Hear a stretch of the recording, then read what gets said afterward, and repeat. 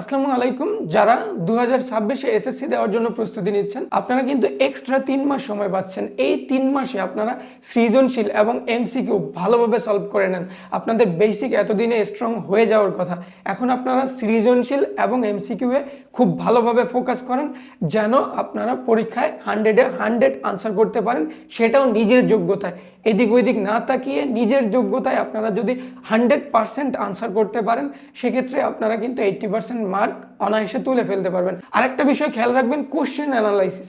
অবশ্যই question analysis করবেন। যখন আপনি কোশ্চেনটাকে অ্যানালাইসিস করবেন, অ্যানালাইসিস করে আপনি বুঝতে পারবেন যে কোন জিনিসটা বারবার রিপিট হচ্ছে, কোন টাইপের কোশ্চেন্সগুলো বারবার রিপিট হচ্ছে। আপনি টাইপ ভিত্তিক কোশ্চেন্সগুলো সলভ করেন, কয়েকটা টাইপ সলভ করলে আপনি দেখবেন যে খুব দ্রুতই আপনি আপনার কনফিডেন্স লেভেল 100-এ 100-এ নিয়ে যাইতে পারবেন। একই ধরনের কোশ্চেন্স কিন্তু প্রায় সময় চলে আসে, জাস্ট মানগুলো চেঞ্জ হয়। সো অবশ্যই খেয়াল রাখবেন এই বিষয়টা।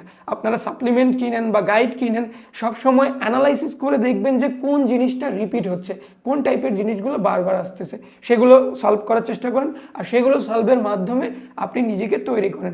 কোন কোন জায়গাতে প্রবলেম আছে সেগুলো বারবার রিপিট করেন, রিকল করেন, দেন আপনি ওই জায়গাটাতে স্ট্রং হয়ে যান। এরপরে আপনি ফাইনাল পরীক্ষায় বসলে অবশ্যই ভালো করতে পারবেন। সবার জন্য শুভকামনা। আল্লাহ হাফেজ।